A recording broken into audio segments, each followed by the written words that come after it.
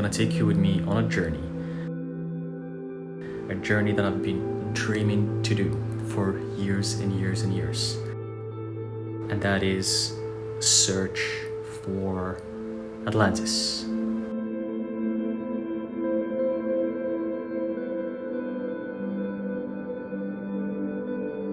I had to trust the unknown, follow my intuition, and go with the flow of the universe. And after years and years of research and following the guidance that was sent to me, I finally found Atlantis.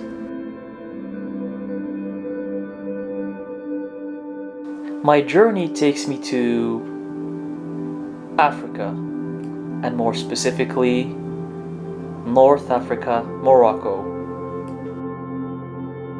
According to Plato, the Atlanteans lived outside of the Pillars of Hercules, which is modern-day Gibraltar and Ceuta. These 2 points, and Plato said that the Atlanteans lived outside of the Pillars of Hercules, which means in this area right here.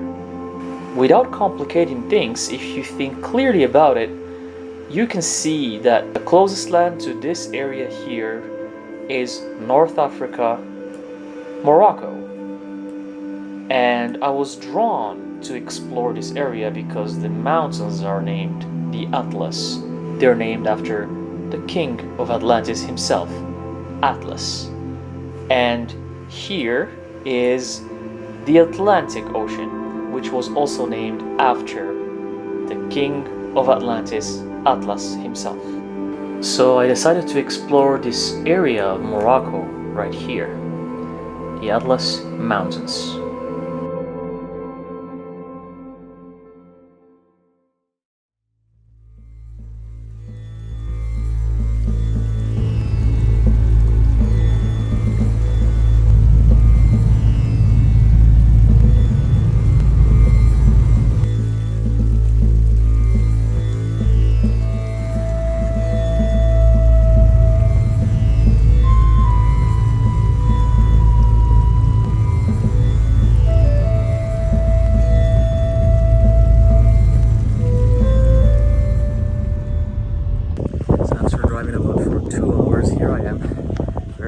Sources of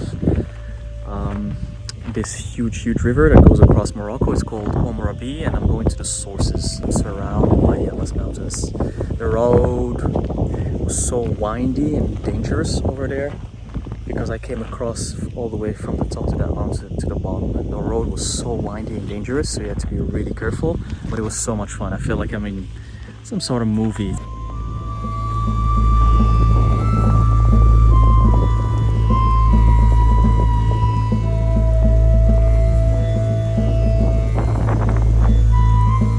Why Atlantis?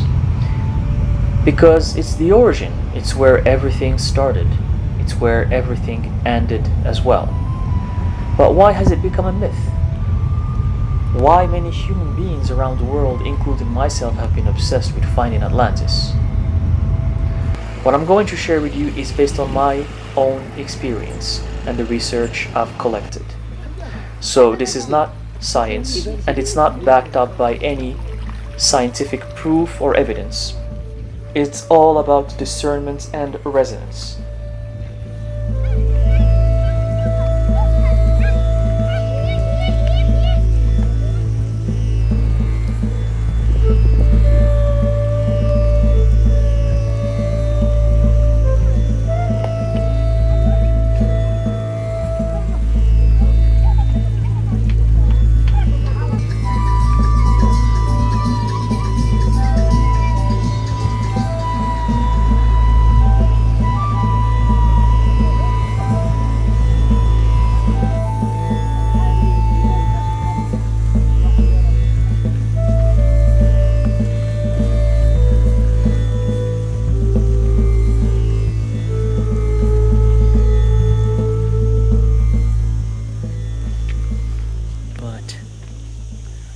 These are really cool, almost in the heart of the Atlas Mountains.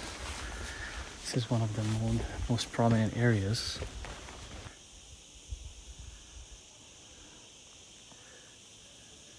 It is 42, 43 degrees Celsius. I'm in the Atlas Mountains, Morocco, North Africa. Look at these beautiful mountains right behind me. Unfortunately, there was supposed to be a huge waterfall right at the see that area that's like white over there.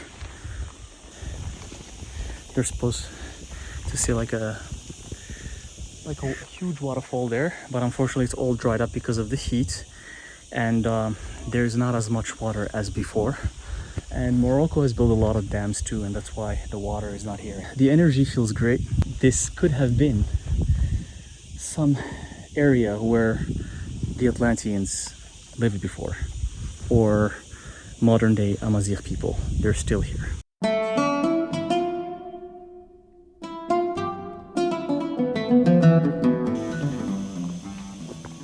I met this beautiful Amazigh woman and she's making me Moroccan tea. She kept calling my name to come to have Moroccan tea, and I'm excited. She's making tea right there. And she gave me this beautiful water because I was so thirsty. It's such a delicious water. She was saying they bring it from the top of the mountain, and she said there used to be a lot of water back in the day, and unfortunately the water has dried up.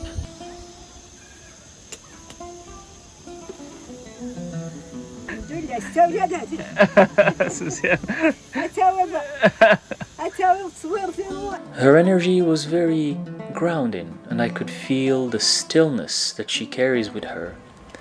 Growing up her whole life in the Atlas Mountains, there was this feeling that I've met her before. She offered me a piece of bread, which is very valuable in these areas as a source of nutrition. We sat there together as if we have known each other for years and years.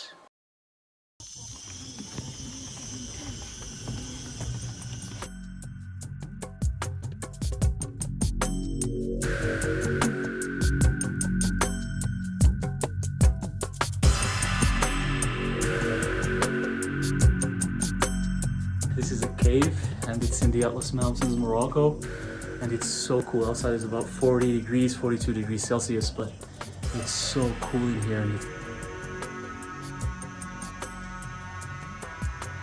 it's basically a verse from the Quran that says that everything that comes from water comes alive. Everything that comes from water is alive.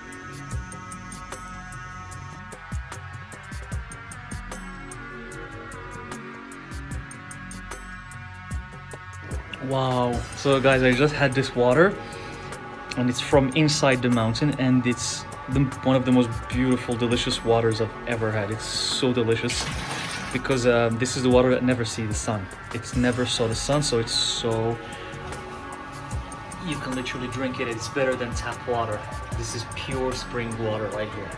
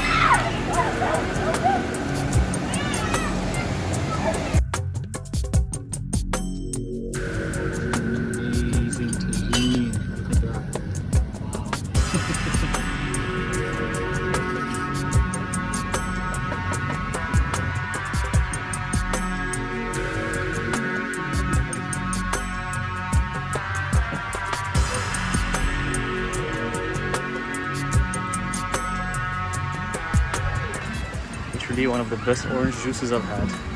Sweet and so delicious. Some oranges.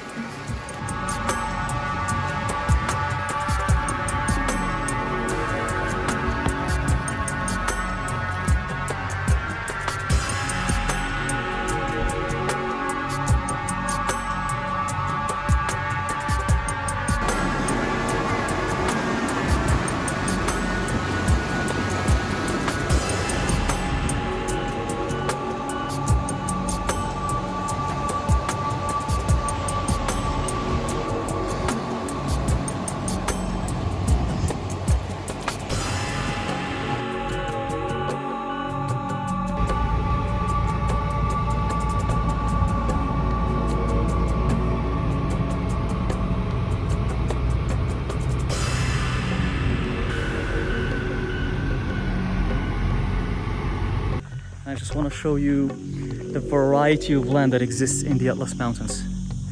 You got the hills, you got the mountains, you got greenery, you got all sorts of things.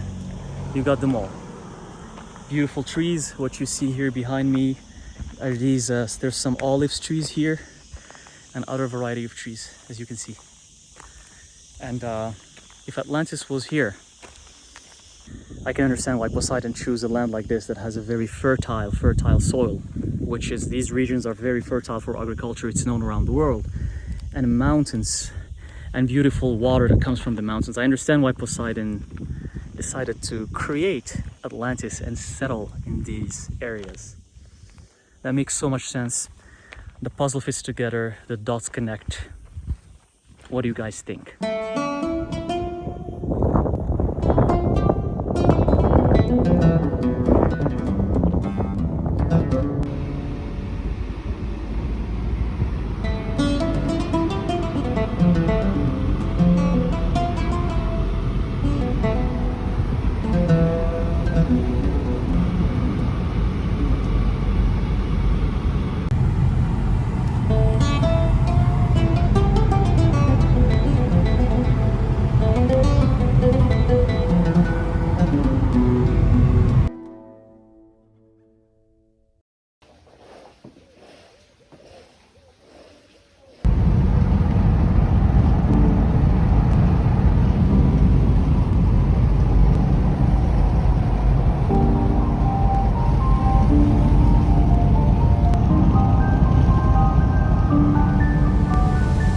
In the search of Atlantis.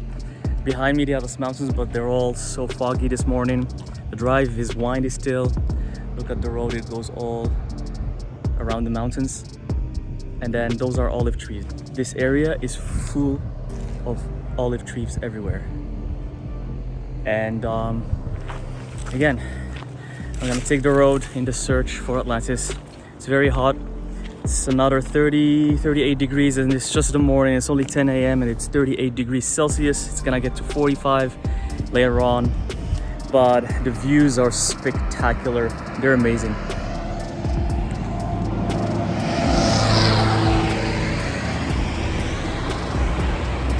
And all the cars right behind me going, and everyone is traveling to their destination, as you can see. The only historical texts we have about Atlantis are from Plato himself in his works Timaeus and Critias. Now, most people around the world think this is just a myth. It's just a story made up by Plato. However, the world has since been obsessed with finding this mythical land. I want to bring your attention to what Plato mentioned in his text, because there's some very intricate and interesting details. First of all, he said that 9,000 years have elapsed since the war that happened between those who were living outside of the Pillars of Hercules and the ones who were living within them. Pillars of Hercules here are modern-day Gibraltar and Jebel Musa in Ceuta. As you can see here in the map, these are the Pillars of Hercules that Plato mentioned. So Plato said 9,000 years have elapsed. Plato also mentioned that Atlantis was greater in size than Libya and Asia combined together. But back in Plato's times, Libya and Asia were depicted very differently from what we have today. This is the world map drawn by Herodotus.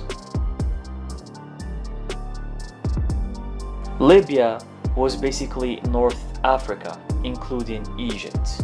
Back in those times, they thought that that's all there is. They didn't think that Africa had a southern part to it.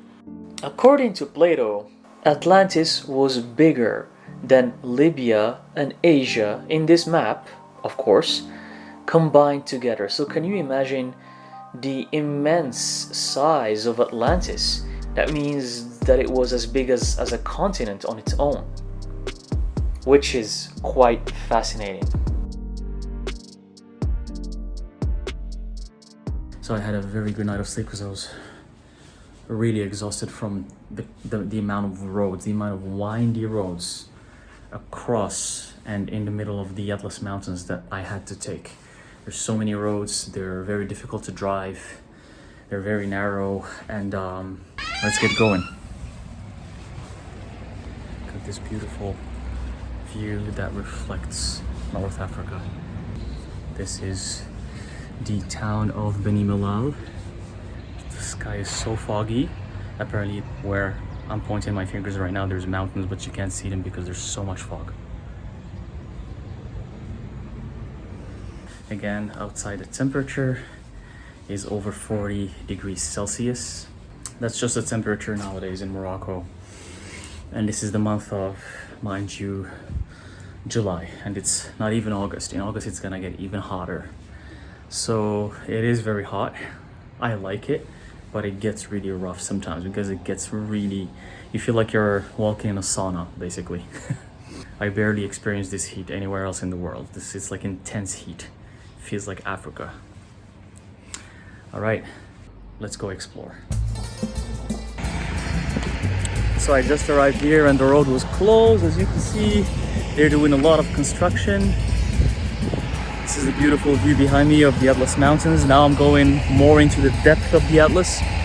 And as you can see, I have to go back down to where I came from over there. They're doing a lot of constructions and take another road. And hopefully that road is not closed, hopefully.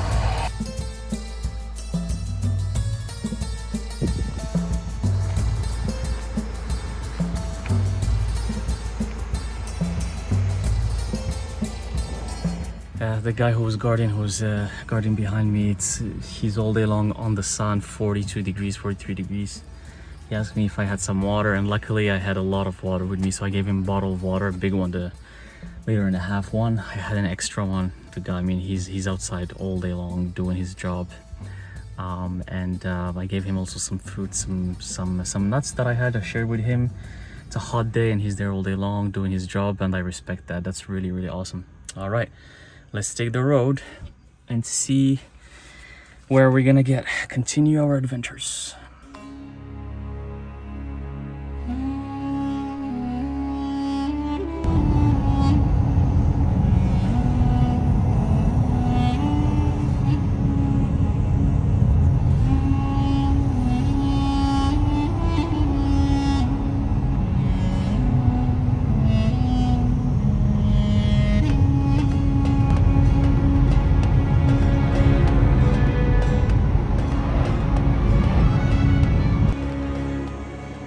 Hi guys, I just stopped here for a little bit to share with you these incredible views that I'm witnessing here.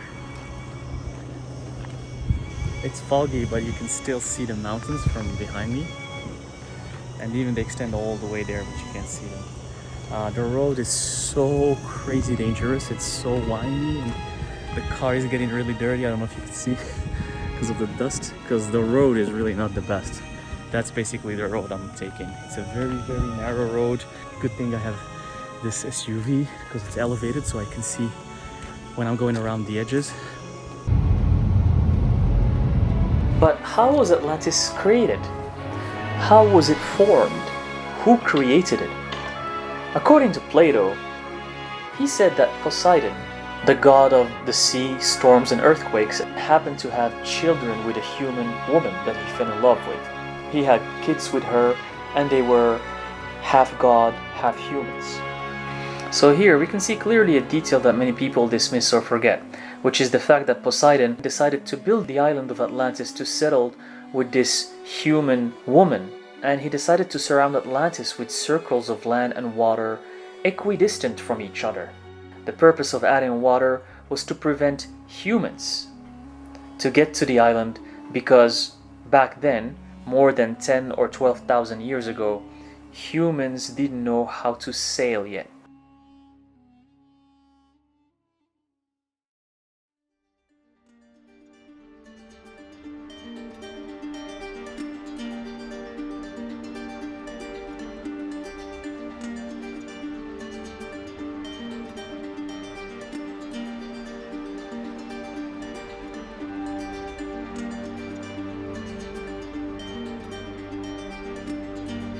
At this point, I realized that I was lost. I was trying to get to the place where I was going to spend the night, but it turned out that it was in the middle of farmland.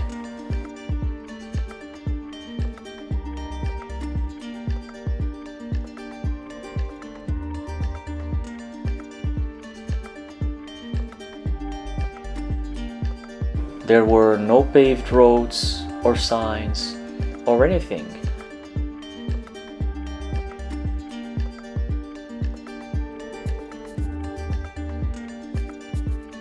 There was no phone or internet connection, and I just had to figure it out on my own.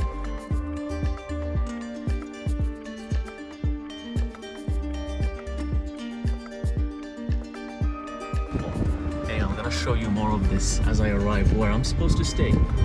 But wow. Very. We stay in the mountains. Look how small those people look like walking. After driving for about 10 to 15 minutes, in the middle of farmland, I finally reached my destination.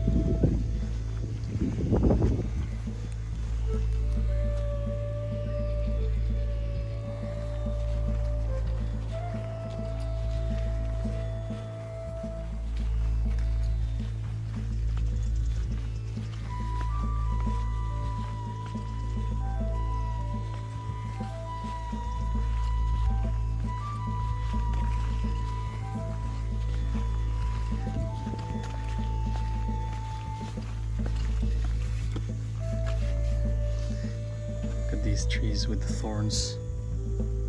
This is so cool.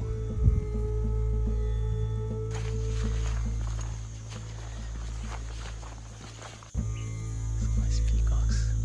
Hello. Peacocks. See? And then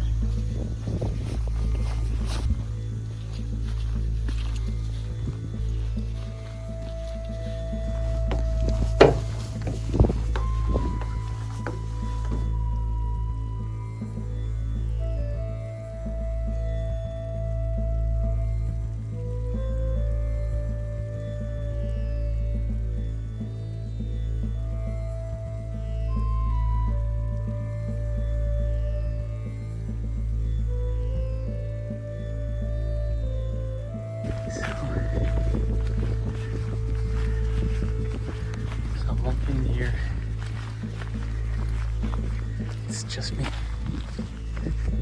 There's nothing around. I'm staying in that house that you see over there.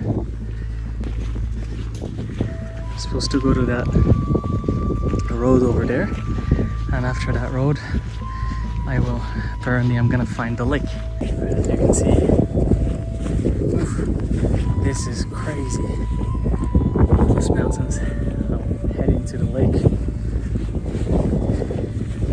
There's no civilization, barely any humans, only the farmers around here are the ones who live around here.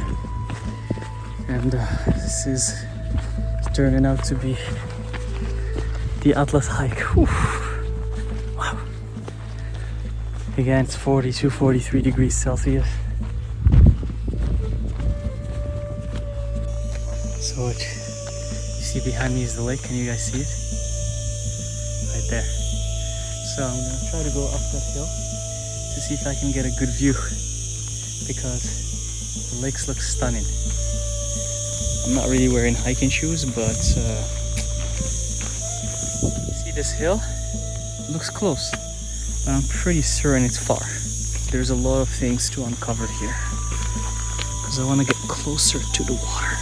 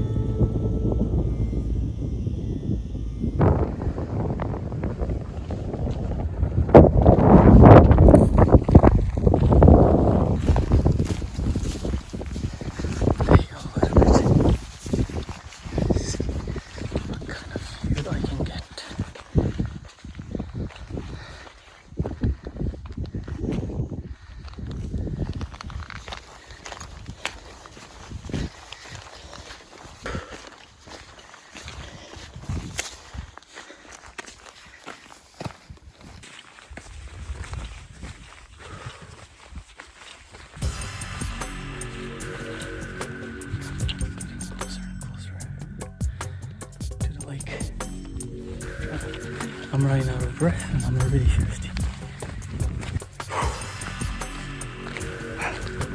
This amazing view. There's a lake. And here is the lake. There it is right there. It's amazing.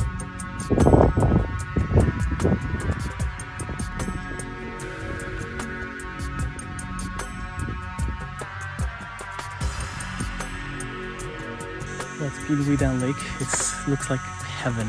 It looks like a heavenly thing on earth. With some boats there that you can take you for rides. It's in the middle of the Atlas Mountains, like literally in the middle of, in the heart of the mountains. This week is kind of foggy, so you can't see the end of the lake or the mountains behind. But can you imagine behind it's all mountains as well, but the fog is hiding them. I'm on top of this hill in the middle of nowhere, literally. There's no civilization around me, there's not even no roads, it's just farmers here. The energy is amazing. There's fertile land that is good for agriculture. Maybe not here, but around these regions. There's a lot of water and you have mountains. Atlantis was known for having these 3 criteria which are necessary for life, which is basically the water, the mountains and the hills, and a fertile soil, fertile land for agriculture. The truth is hidden in plain sight. It's in front of everyone around the world. The Atlantis that everyone is looking for is North Africa, and specifically Morocco, the Atlas Mountains. Atlas because it was named after the king of Atlantis himself. His name was Atlas, and he was the son of Poseidon, and that's why the Atlas chain, the Atlas mountain chain, was named after him, and the Atlantic Ocean was also named after him. So Atlas, Atlantic. Why there's no remain of the civilization? Well, first of all, because it's ignored. This area of the world is ignored, North Africa and specifically the Atlas Mountains of Morocco. Other than the Amazigh people that live around here, who are so hospitable, nice, sweet, kind. These people are the sweetest people I've met in my life. the Amazigh, the natives, who are actually the descendants of the Atlanteans, other than them living here, this area is ignored. It's not known, no one knows about it. I would guarantee you that if people start excavating these Atlas Mountains and start looking deeper what's underneath the ground and in the mountains, the amount of artifacts, the amount of monuments we can find in the Atlas Mountains that can date back to Atlantis times would be amazing. But this area is ignored by the world. No one cares about this area, and everyone is caught up into thinking Atlantis have sank somewhere, and it's somewhere underneath the ocean. It's not underneath the ocean, the land is here, but the water washed everything away because of the flood that happened. So the civilization was washed away, and usually when the water washes over, what happens? Sand, dirt, earth covers it. That's why Göbekli Tepe is being excavated from underneath the sand, because it was buried under the sand. And my theory is that Göbekli Tepe was also buried under the sand because of the flood, because the archaeologists and scientists, geologists are going crazy trying to figure out how was the whole city buried underneath the sand. This answer is always simple. I don't know why people humans are the masters of complications. It was buried underneath the sand because there was the flood. The flood that happened, all the cultures mentioned, the flood of Atlantis, the flood, all the Bible, the Quran, Judaism mentions it, it's mentioned all around the world. That flood covered a lot of civilizations. It buried them under the sand, under the dirt, under earth. Pyramids, the Sphinx was buried under the sand. Go check photos from that dates back to the 18th century. The Sphinx was underneath the sand. They had to dig it out to show all of it. So Atlantis, we are on Atlantis, we live on it. It's the Atlas Mountains, North Africa, Amazigh people. It's here, but everything is buried underneath the sand, underneath the dirt, underneath the mountains, underneath the hills. That's why we don't see that civilization anymore. But you can see the remnants of it in the culture. If you see how the Amazigh people dress, and their jewelry, and their craftsmanship, and their art, it's mind-blowing. There's something about it that says Atlantis, something unique. Their language, check the alphabet of the Amazigh people. It looks so different from any other alphabet, even different than more the difficult languages like Arabic or Mandarin or Japanese or Hebrew and so on and so forth, or Russian. Their culture is it's full of craftsmanship and art and beauty and respect to nature as well. You have everything in front of you. Everything is in front of your eyes. Everything is right there. Ladies and gentlemen, it was named after the king of Atlantis himself. Come on. How can people miss these super straightforward details? I myself missed them, and I laughed at myself after I realized it. I'm like, why was I going crazy trying to figure out? Anyway, I'm gonna show you, hopefully, unfortunately, close-ups of the lake, because I want to go near it later, but it's so hot right now. But I like it. I would take heat over rain and cold any day of the year. So beautiful. The air here, away from people, away from civilization, you can feel that you're breathing clean air. Very, very clean. Very clean, because this area is untouched. I think tomorrow or later I'm gonna try to hike all the way closer to the water. But I have to be prepared. I have to have some water with me. Alright guys, peace.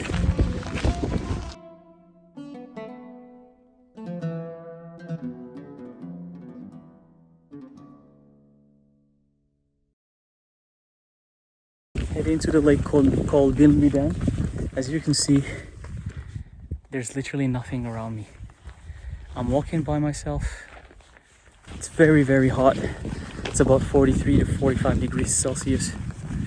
And I feel like I'm in a movie. I feel like it's some sort of adventure, because that's what's behind me and that's what's in front of me. And I'm basically where I'm walking looks like a road, which maybe used to be a huge lake. You see, it looks like water used to run in here where I am, and it dried up over the years, over hundreds and hundreds of years. It dried up.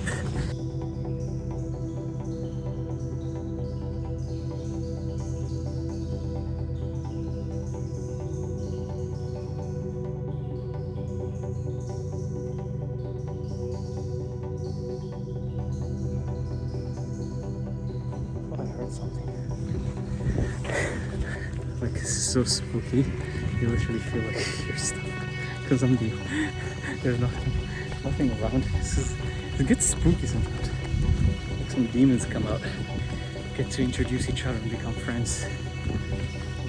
Because I'm a demon myself. So I'll keep you posted. That's the road. Look how far it extends. It goes all the way. It's probably gonna be a 1 hour hike before I get to the river. Maybe 1 hour. So let's see how it's gonna go.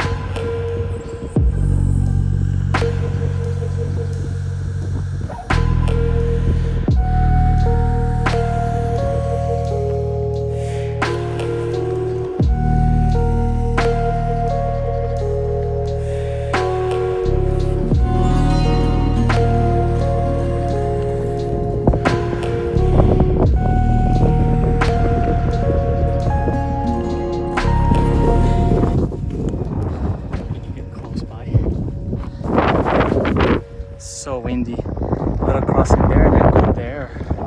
And go up to the hill. So, but I want to touch the water first. Let's go touch the. Oh, this is a love. See, this is what you see here. It's not solid. Once you step on it, it could be either water or mud. So I'm not gonna do that. It smells weird too.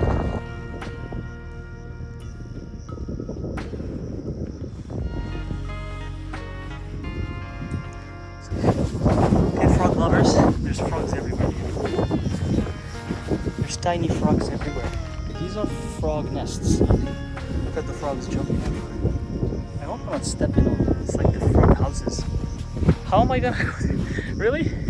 So I was told people cross over there. Because I don't want to step there. Maybe over there.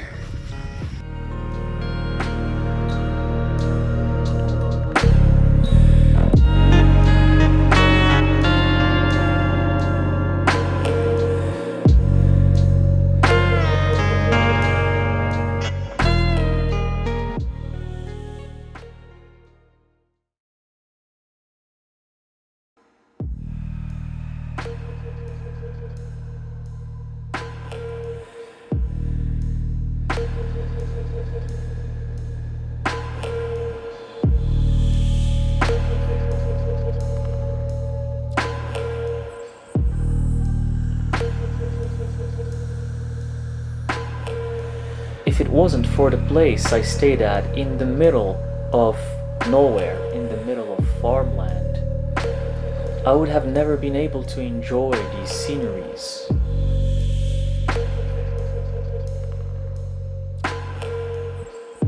I was wondering, how did I even get here? Then I realized that I was guided by the universe. I was opened to receive guidance from my higher self.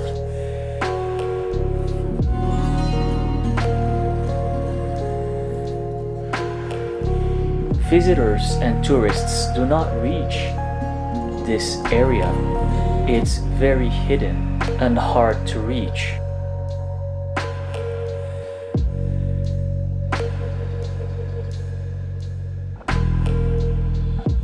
I'm grateful I was able to witness heaven on earth.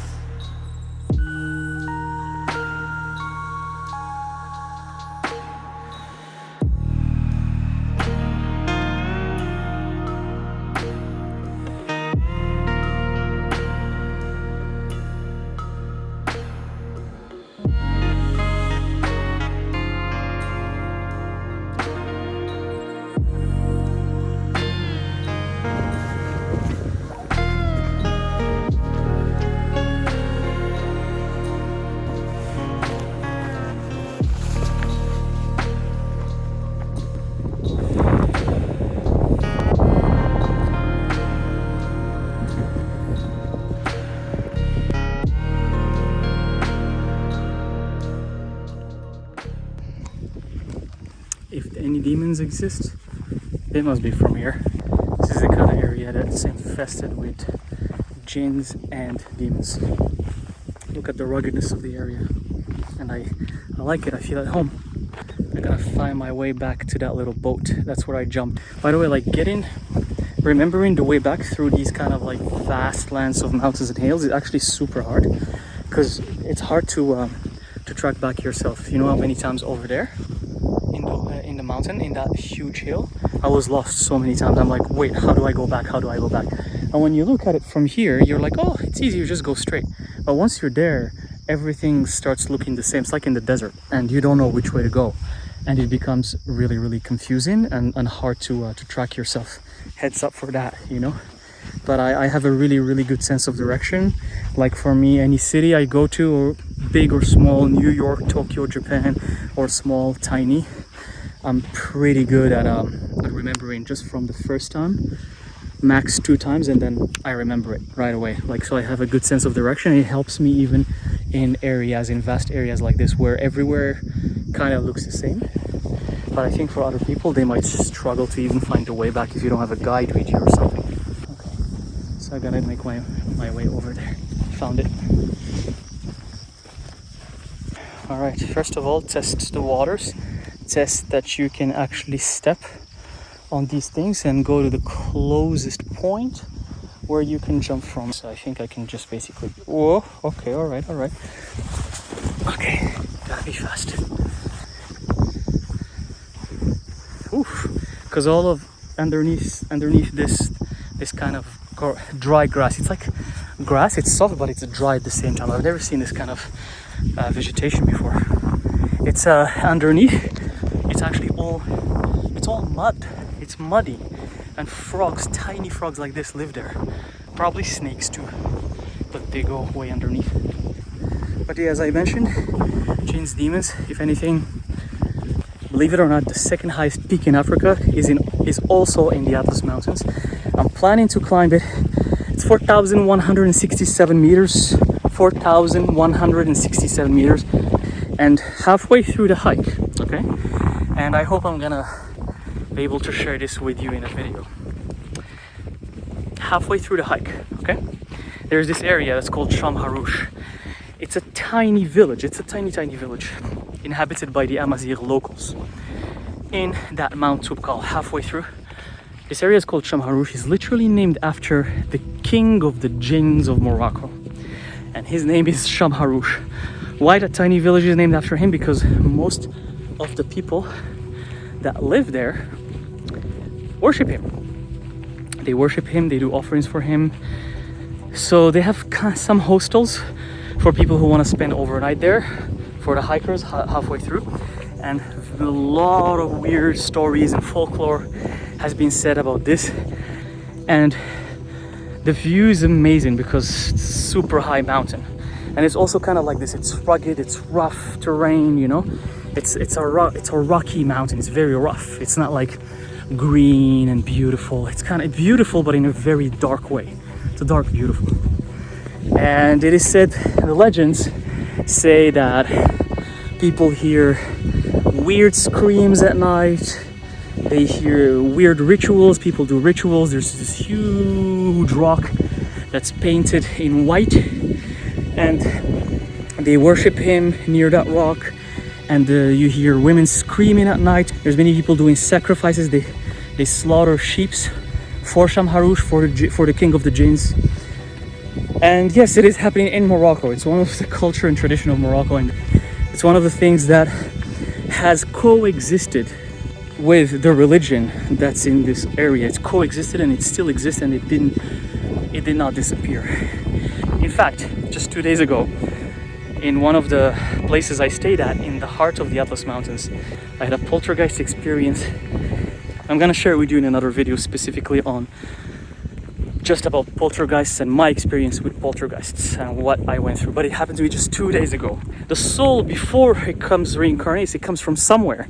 My soul comes from the dark, from these entities. That's where I was before. That's why I'm just not scared. Look at the beautiful moon. Oh, you can't see it in camera? Hold on. No way. The camera can't capture it. Oh, there it is, there it is. That's the moon. Ladies and gentlemen, I give you the moon in the Atlas Mountains of North Africa, Morocco. How beautiful is that? While doing my hike.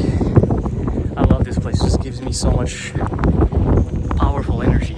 But yeah, both poltergeist experiences I've had are intense. They're very intense. And when I do some research and I try to figure out what it is, not only I figure out that it's possible, I figure out that for most people it's scary. I just don't get scared. I don't. This stuff doesn't scare me at all. I don't know. It's part of my existence, you know. It's part of who I am. The moon again. All right, guys, on that note, stay tuned. I'm gonna show you the next beautiful areas of ancient Atlantis, Atlas Mountains, North Africa, Morocco.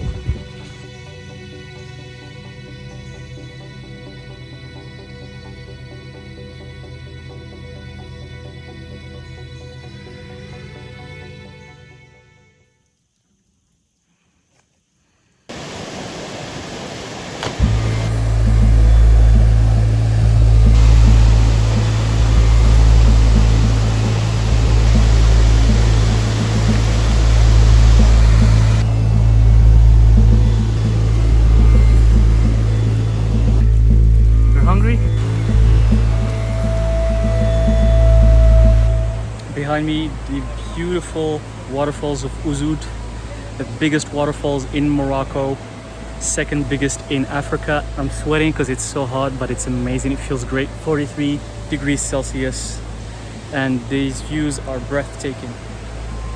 And I'm so proud and honored to share this with you.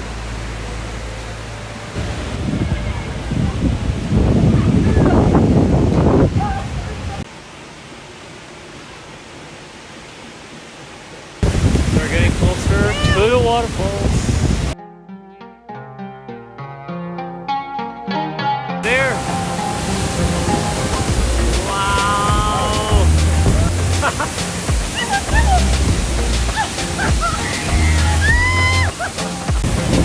I'm literally being soaked wet.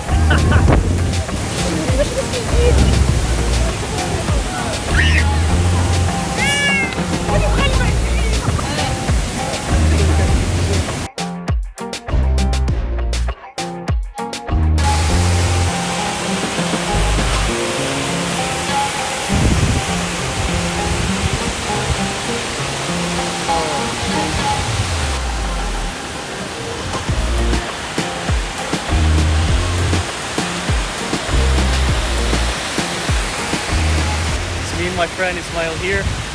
He's an amazing guide and an amazing friend. He was showing me around everywhere in the Ouzoud area. He knows the area by heart. If you come here, make sure to come find him, and he's gonna give you the best tour around the Ouzoud Falls in the Atlas Mountains of Morocco. Welcome in Ouzoud waterfall. Thank you, thank you. He's welcoming you. He's awesome.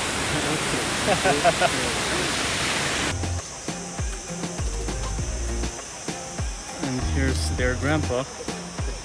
He's right there. Oh,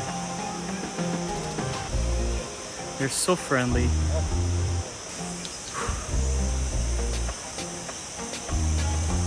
They're just doing their own thing. They're friendly. They're chilling in the tree. Very, very, very cute. Just living.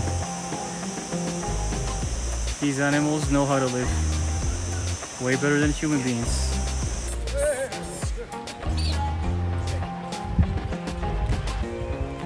Hey buddy, what's going on?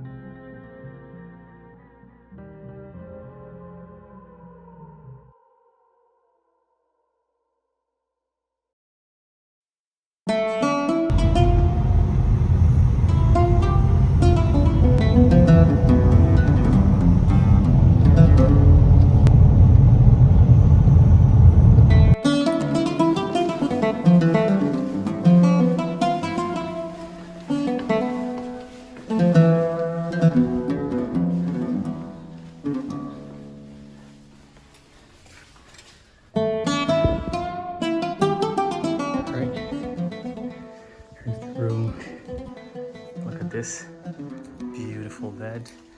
Look at this beautiful tiny living room. This is royal. Look at the roof. Look how cool it is.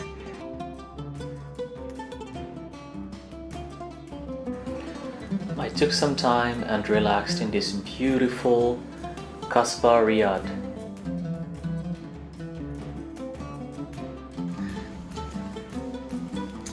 Well,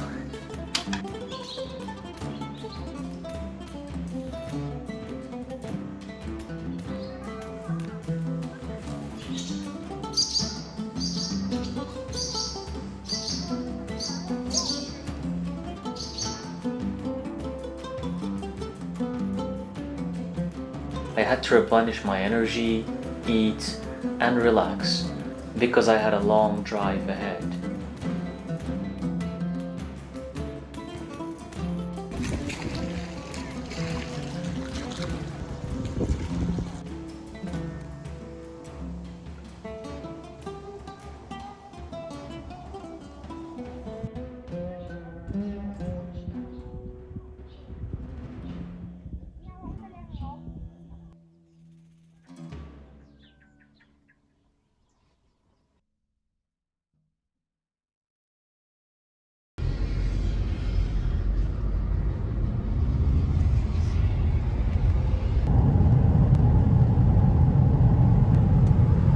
another day in the search of Atlantis, and I just stopped in the middle of the road because I've been driving for 2 hours straight and I'm pretty tired.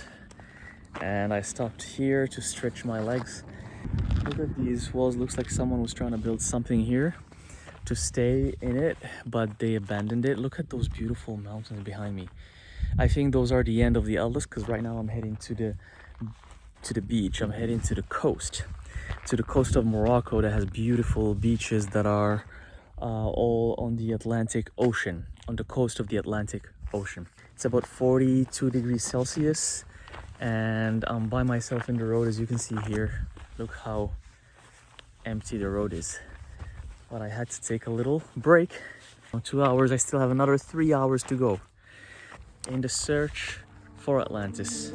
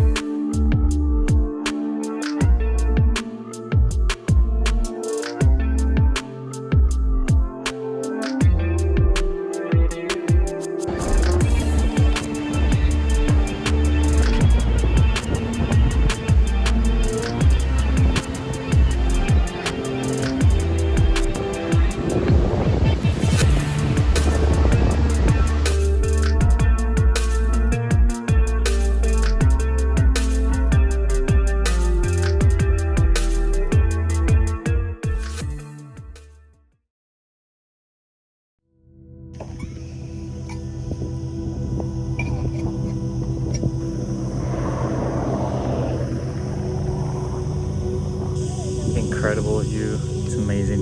The Atlantic Ocean. This is breathtaking. It's just in the middle of the road, and it shows you the vastness of nature.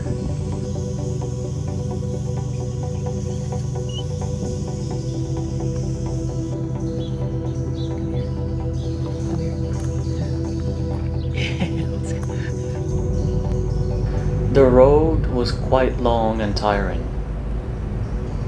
At some point, I didn't even know where I was going. The road was so narrow, there was nothing around me. No city, no village, no people, and I was starting to get a little bit worried. I felt like I was transported into a different dimension. And to be honest, starting from this point, Everything started feeling like if I was on the planet Mars. There was a lot of yellow, orange rocks and soil everywhere. It didn't feel like Earth. It was such a mysterious feeling, and I knew that I was going to uncover something different.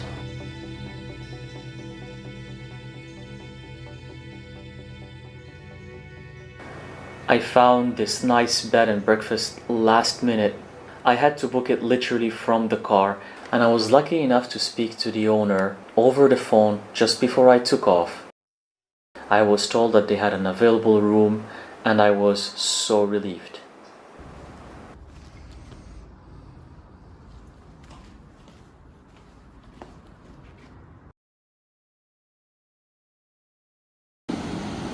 Good morning. Well, that's a beach. I'm gonna walk from there, and then go there.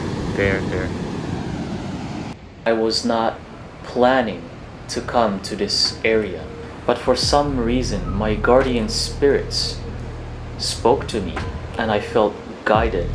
I felt drawn to drive further south.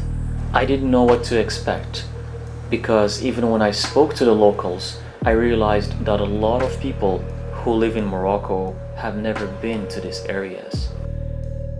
So I took a leap of faith and decided to explore what's ahead. Behind me is one of the most beautiful beaches I've ever witnessed in my life. It's very different from other beaches that have turquoise water. People tend to prefer those kind of beaches where it's calm, it's good for swimming. I myself like them for swimming. But why is this one of my favorite beaches in the world? It's because of the power it has. Look how powerful it is. It's this area called Mirlift, and it's straight up the Atlantic Ocean right there. And the power it emanates is amazing. You feel this crazy energy. When I say the Atlanteans were here and this was Atlantis, I'm pretty certain about it. The resonance is crazy. Look at it. I invite you to look at the power behind me.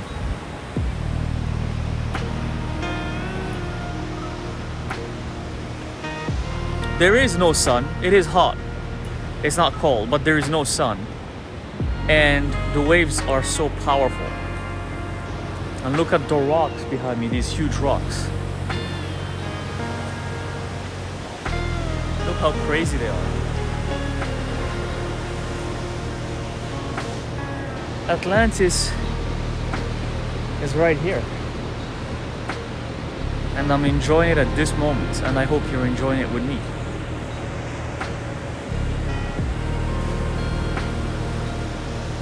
And later on, I'm gonna go to the beach over there right behind me. That beach that you see right there. And maybe swim.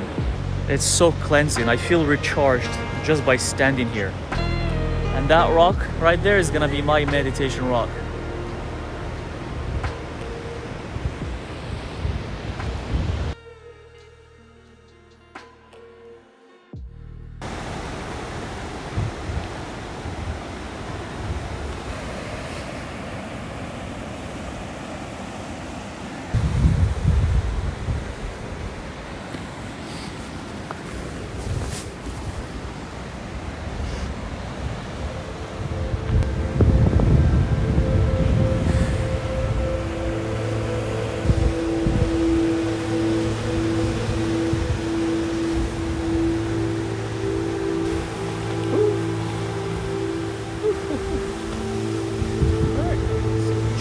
Gotta be careful. Woo. Wildflowers growing just like this.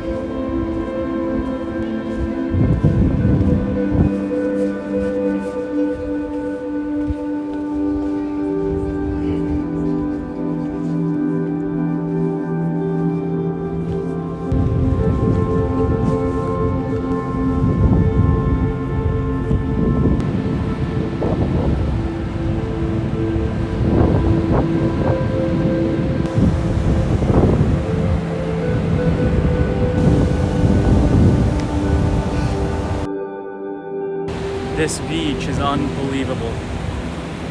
Not good for swimming though, I gotta be honest. Look how crazy the waves are. No one is swimming because you don't want to swim there, it's dangerous. You can maybe swim right here, just right there, and that's it, that's about it. Because if you try to go all the way there, you're not coming back for sure. The Atlanteans had many races. Many gods lived in Atlantis, including the ancient Mesopotamian gods, the Sumerians, right? The Anunnaki, who are basically the ancient Greek gods. They're the same thing. It's just the Greeks took all of these ancient gods and made them their own and changed their names, and they basically twisted the stories a little bit to make it their own. But those are all the same gods. Look where I'm walking. I don't even know where it ends.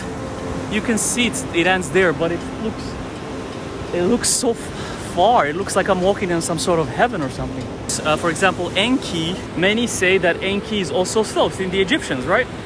The Egyptians had their own versions of the gods too, but they're all the same. And Atlantis, this is the land where these gods, they genetically modified and created humans. Mind you, the gods were giants. They were very tall.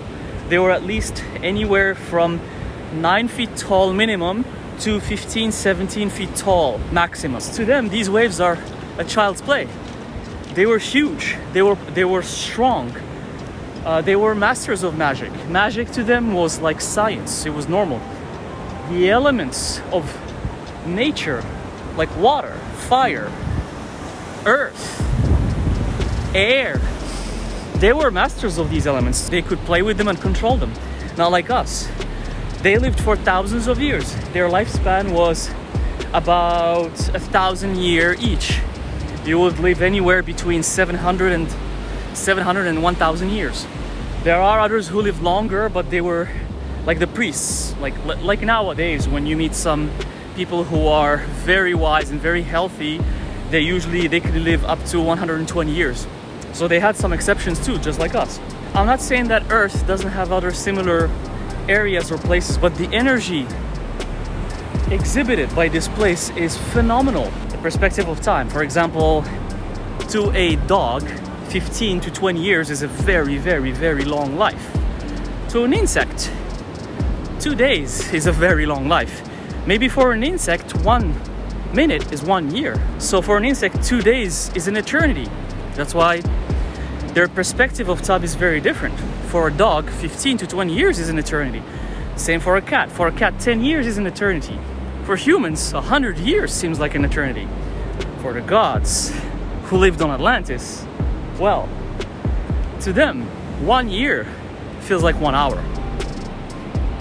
Can you wrap your head around that? It's perspective, but perspective comes with size. It correlates, size correlates with perspective. The bigger, the more giant you are, the more time will seem different for you. And I mean considerably, like the size when it's considerably bigger. Not, you're gonna tell me, well, someone who's 6 feet tall, are you saying that someone who's a basketball player who's 7 or 7 feet tall perceive time more than someone who's 5 feet tall? No, because we're still in the range of between 5 to 7 feet tall. It's not a big difference. I'm talking about much taller, much bigger. Starting from 9 feet tall, you know? Starting from. It means someone short is 9 feet, you know? And it said that they were so attuned with the elements of nature that they were able to browse dimensions and see these creatures that live in other dimensions that we can't see. For example, dragons and fairies and mermaids and ghosts and spirits and jinns and demons. They were able to, well, actually demons, that's a different subject, because many of these people portrayed as demons in the past, they were the gods themselves, like Lucifer and so on and so forth. For example, right now, nowadays with humans, only the gifted ones, the witches, the mages, the alchemists, the people who are intuitive, the sages, are the ones who can perceive these ghosts and spirits, right?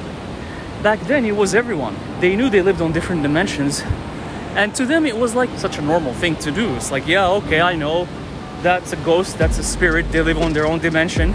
Look at this beautiful cave right here. Should we go discover it? Look how huge these rocks are. Look, I don't know if they can translate in the video. The video makes them look small, but they're actually massive. I'm gonna get closer so you can see perspective. The rocks are, this is just one, it's massive. The water usually comes all the way here.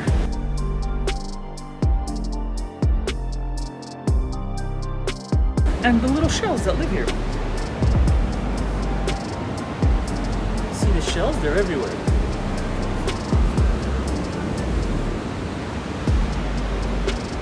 All of these black areas there, it's shells. It looks from far away, it looks like just a mold, but it's actually all shells. Isn't that beautiful?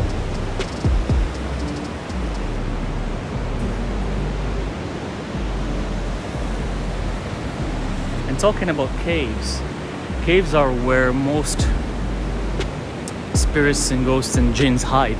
And this is where most ancient sages got their enlightenment. It is known that a lot of prophets, including for Islam, they say that the Prophet Muhammad got enlightened. He got the message of God inside a cave because he used to go and meditate there for years and years.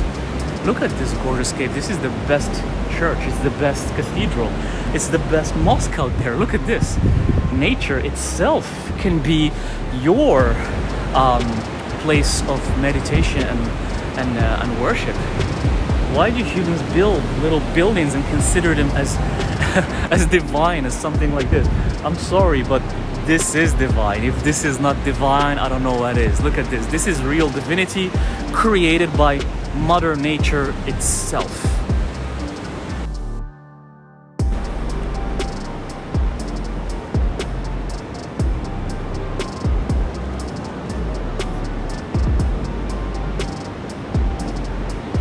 This is one of the smallest beaches in the area, and there's many of them. And this is one of the tiniest one.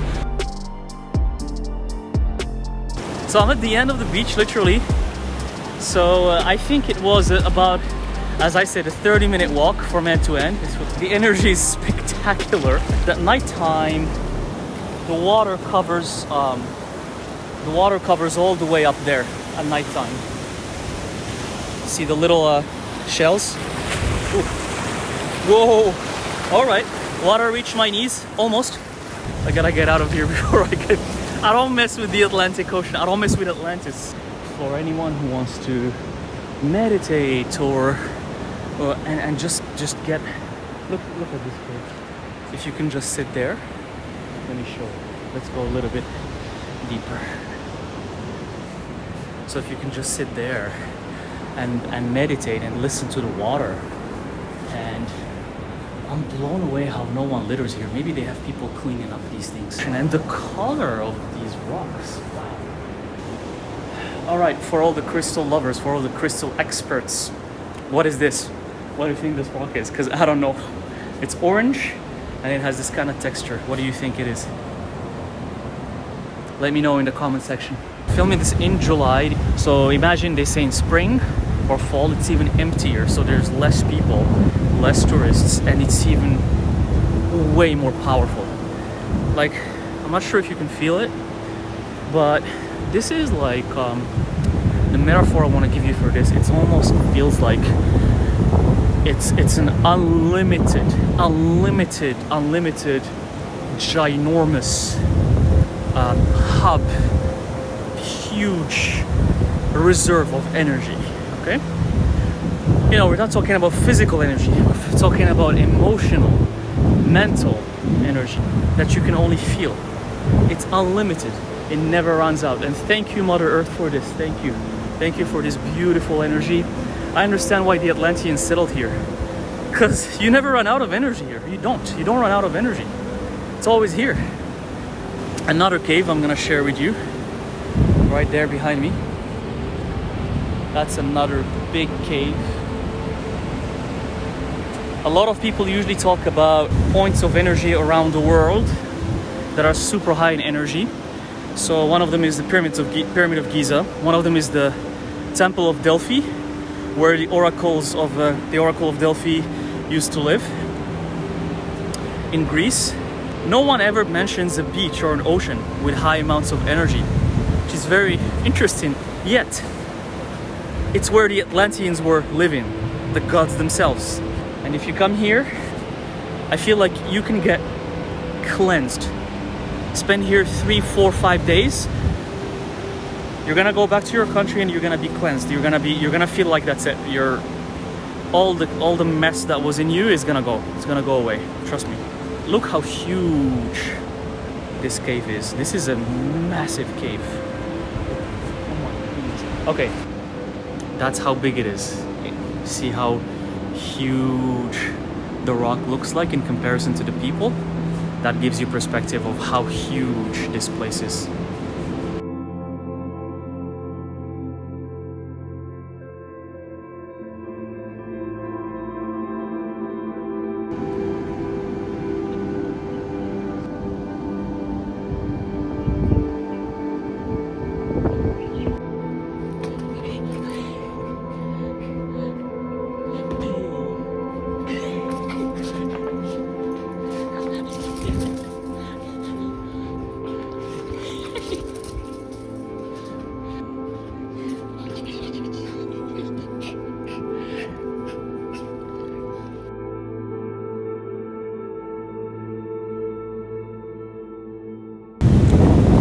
This is it. North Africa, Morocco, where Atlantis sank.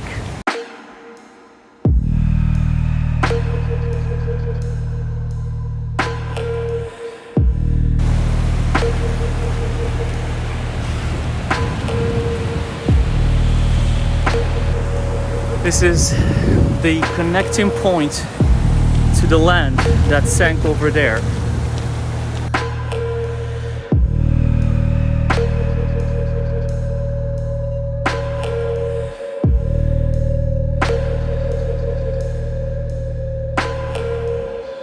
Feels such a strong energy. I feel the spirits screaming for help. And this is the connection point. It's right here. This is where it happened. And that's why these rocks were crumbling. They're slowly crumbling apart. They're also saying that this rock one day will also fall, will crumble. There was a bigger one. There was another one that is even bigger, all the way there. And it fell.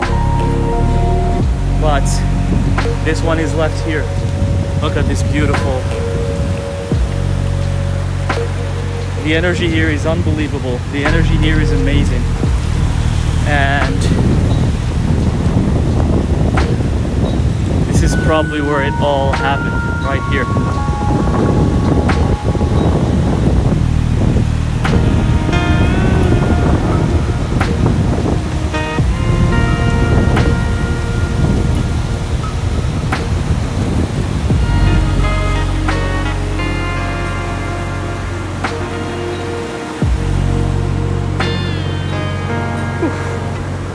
I kid you not, guys, I can't really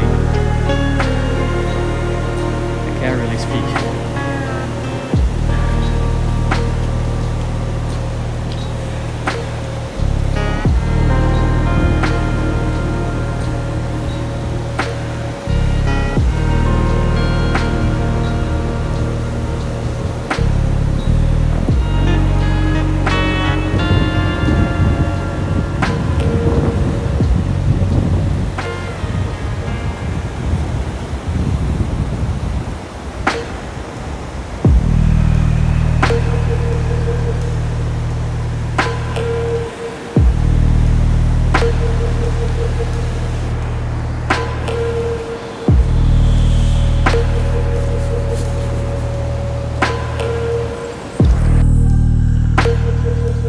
As I was walking, I was feeling pain, anguish, sorrow.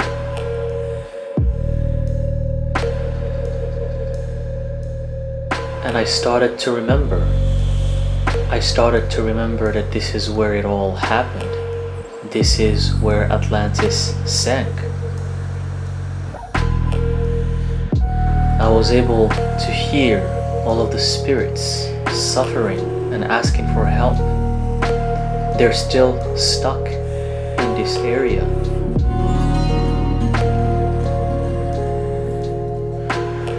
This is one of the main points where the land broke apart from the African continent, where Atlantis sank. It's one of the major points.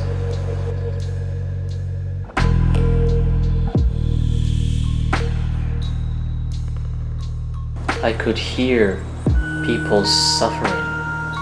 I could feel it too, and it was very unpleasant.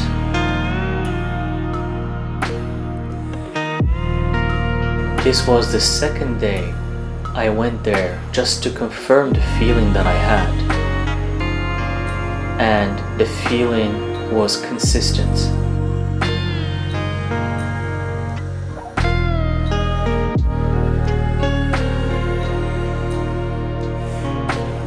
This beach is inhabited by a lot of spirits, and they need help. They need our help. They need your help.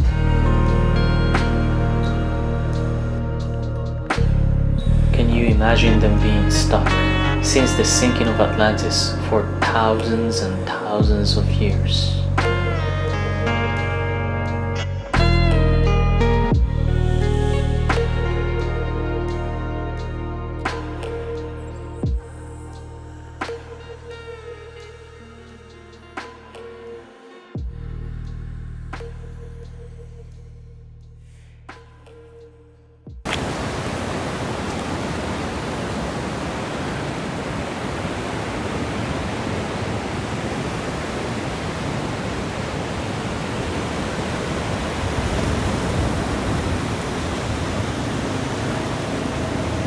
I kid you not, guys, the energy that I feel here is so painful, so sad. I don't know if you can feel it through the screen, I don't know if you can hear me properly because the waves are really strong, but it's sad. It's very sad. I feel the spirits screaming for help. Many people sank here. This was the connection point between Atlantis that was here, or one of the main points of Atlantis, and the Atlantic Ocean right there. This is one of the big rocks that were connecting them. I'm not sure if you can feel the energy. I can't even speak properly. I can't even talk. I feel sad. I feel upset. I feel frustrated because when the land split, when the land sank, it happened right here. Right where you see it. That's where it happened. The split is where you see. That's the split. There and there. These rocks are huge. They're gigantic because Atlantis used to have huge people. Atlantis had giants. It had people that with a huge size. And that's why these things look really huge. But to them it was normal rock. As you can see right there in the opening, those little tiny dots, those are people. That's how huge this thing is. That's how massive, that's how crazy it is. And all I can feel is sadness. I feel sad. This is the core. I was drawn to come here. I wasn't even planning to come here. I just found out about this place. And this is where Atlantis sank. This is where it happened. Right here, right across the Atlantic Ocean. That's the Atlantic Ocean. Powerful and huge. And the part of Atlantis that sank is already there. And this was connected, and this was also Atlantis. And the inhabitants of this area, the souls that are here, are the... I'm sorry guys, I just can't. I feel like crying. I'm holding myself from not crying. Yesterday, I came here yesterday, I just was trying so hard not to cry. And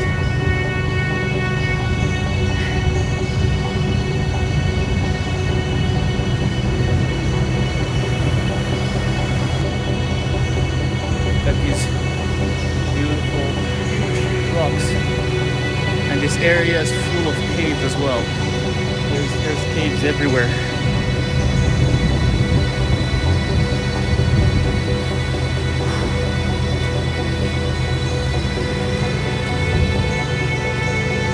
beautiful pebbles. I'm walking on them. They're all so beautiful. Unfortunately, this area is not taken care of really well. It seems like people don't care. People litter, they throw garbage. No one can feel this energy. It's not maintained at all. People don't care. It's devastating. It's heartbreaking. It's really heartbreaking how people don't care about what I would like to call heaven on earth. The energy that this place have here, this is heaven on earth. The sad feeling is unbearable. I can hear the souls screaming for help. Everyone drowning. You can't beat the Atlantic Ocean. You can't beat it. It's powerful, especially at this point. But guess what? The Atlanteans, they also messed up. The Atlanteans messed up, and that's why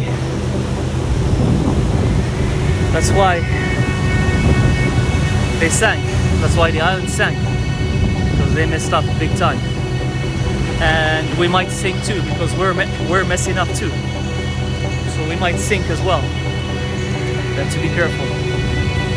And that was a huge tragedy. And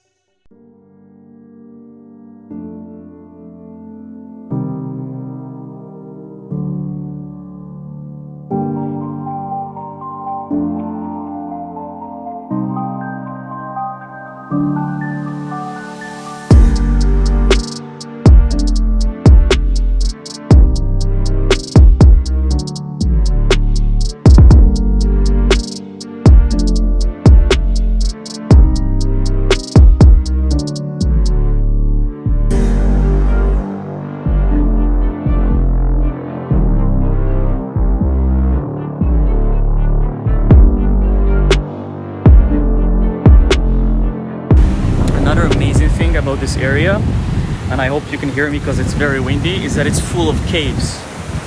There's a lot of caves. One of the biggest one is actually that one right behind me, right there. That cave right there, let's go to it. Let's go check it out. Oh, right there. Caves give you that beautiful sense of peace. It almost like you can experience the universe by being inside the caves. Why do you think mosques and churches and temples and shrines are huge and they're empty inside? It's so they can emulate the feeling of a cave, because when you're inside a huge empty space and that's quiet, you get to experience the universe. You get to experience that peace that we're all looking for, right? Beautiful pebbles, but they hurt because I'm barefoot, but it's okay. The Atlanteans, I'm not gonna deny that they didn't do well. For an island to sink like that, the amount of atrocities they did, they were given everything. They were given all the amazing experiences of life, and they wasted all of that and started following their greed and experimenting on things that they shouldn't have experimented on. And oh, it hurts. Make sure you just wear something when you come here. I'm barefoot because I want to feel the land. Sorry, the rocks are crumbling. You see that? Oh my god. Sorry, rock. Oof. These rocks. Oh, no wonder these things are falling apart, because they're made of the same material. Wow, look at the composure of this thing behind me. You can tell that that's probably it looks like it's gonna fall. It's just a matter of time before it falls as well. So it's almost like as if Atlantis is still sinking up to this day and age, 2021. It's still sinking. It hasn't even done sinking yet. Because I guarantee you this stuff is gonna also fall apart at some point. I give it another 10, 20 years and it's gonna also fall. But now it forms a beautiful, beautiful cave. Let's go sense it. Let's go feel it. Look at this. I don't know if the energy can transmit through the camera, and I'm here early in the morning, so there's no people. When you come here around 3-4 p.m., this is packed. Everything you see here is packed with people, and it's distracting from feeling the energy. There's people with kids screaming, kids playing, and you don't even you don't get to experience the energy. Okay, I'm doing something really dangerous, which is walking on these rocks. Ouch. Whew. Okay, I'm not gonna lie, it hurts. Wow, guys. Oh, what is this?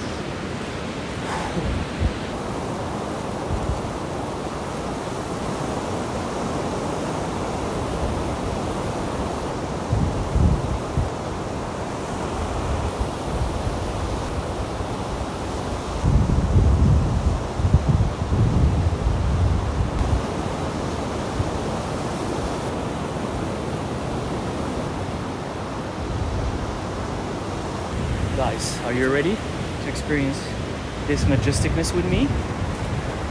3, 2, 1. There you go.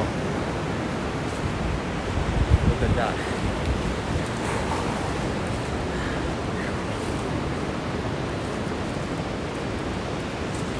Look how amazing this is. Wow. And it's connected. See, this is another arch. There's the water there, that's the ocean water right there, and then the water here. And I'm gonna go there so I can show you footage of that area too. It's just everywhere. I wish I had my sneakers on, but I wanna feel the land. I'm already feeling it, but I wanna feel it even more. Oh, look how beautiful this arch is. And above me, see, if this thing right now, if it crumbles, if it just falls directly on top of me, I'm gone. That's it. Look how gorgeous this is. And what's behind me? So just the camera. That's what's behind me. How beautiful is this?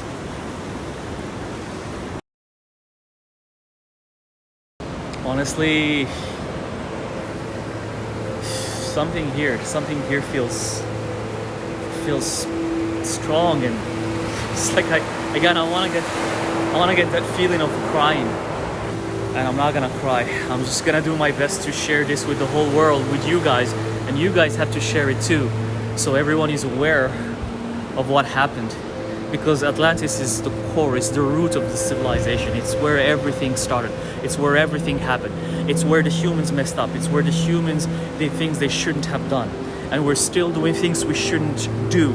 And we're still polluting our planet. And we're still killing each other. We're still not having peace. We're still messing up the same way the Atlanteans messed up. Let's not destroy the beauty. This beauty, what's left over. Let's not destroy it. Let's not destroy it, because it's not worth it. It's really not worth it. What we have on Earth is gorgeous, and we shouldn't destroy it. We should not. I'm gonna do a little ritual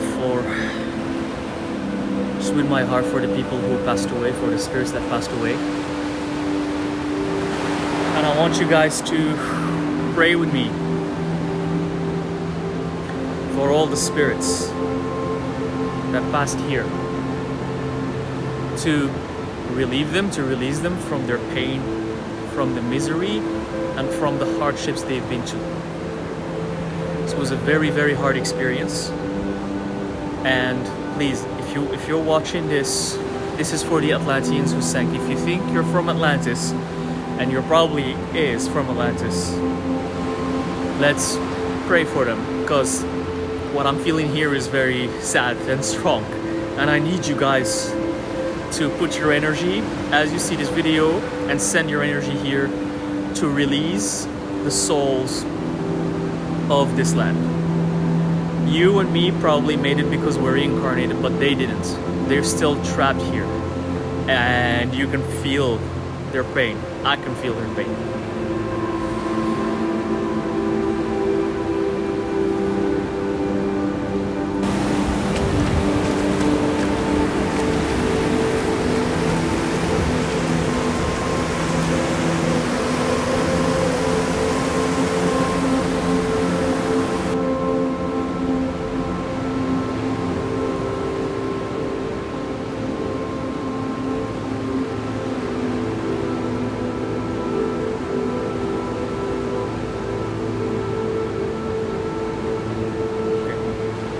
Thank you guys. I appreciate it. Thank you.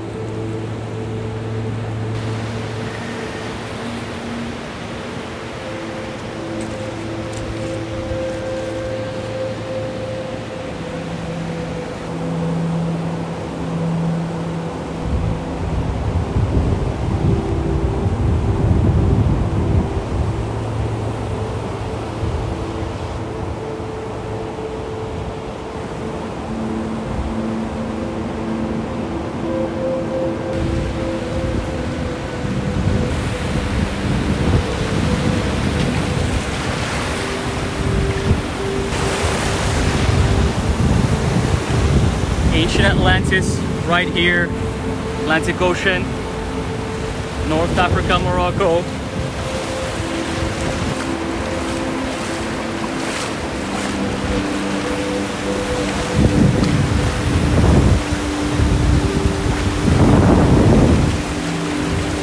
If you want to feel the energy, if you want to come see it, it's up to you. But I hope, and if not, I hope this video at least translates some of the feelings and the emotions that I felt.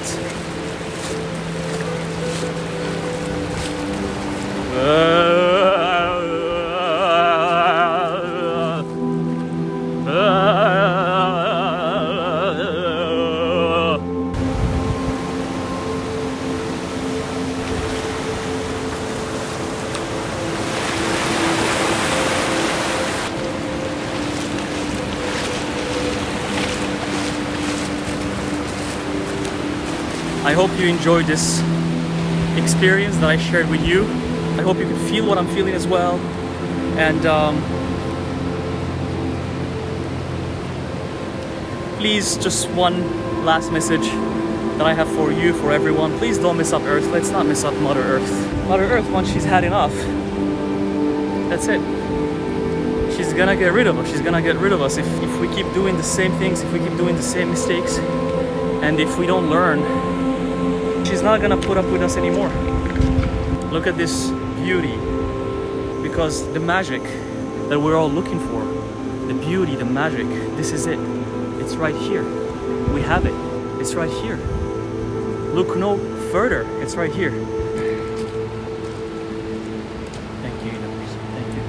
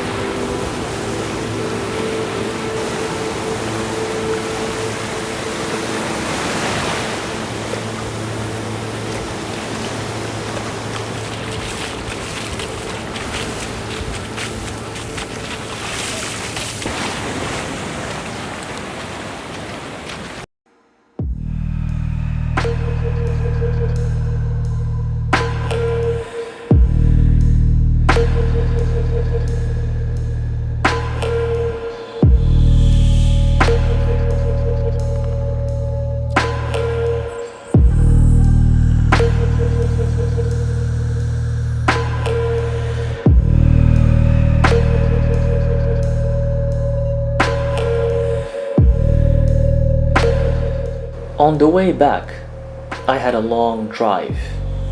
It was about 10 hours or more. With curfews in place all around Morocco, I decided to stay overnight in a small town halfway through. This small town, called Walidia, surprisingly had amazing beaches, and it was also the Atlantic Ocean. I started reminiscing on everything I explored during this journey and everything I've been through. And suddenly, I started doubting myself. I was thinking to myself, what if this is all in my head? Am I dreaming? Is this even real?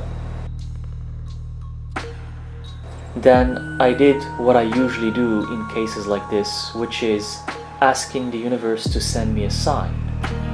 And then I just carried on with my day. A few hours later, as I finished doing some errands, I was leaving the parking lot. Then I randomly looked behind me, as if someone asked me to look behind over my shoulder. I didn't know why, but I just looked behind. And as I did, right in front of me, there was this cafe called, have you guessed it? It's called Atlantis. It was right there. And I realized right away that that was the sign from the universe.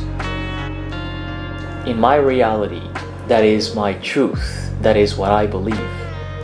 And that was one of the best signs I've ever received. It was so satisfying. And that's how I ended my trip, with this beautiful confirmation from the universe.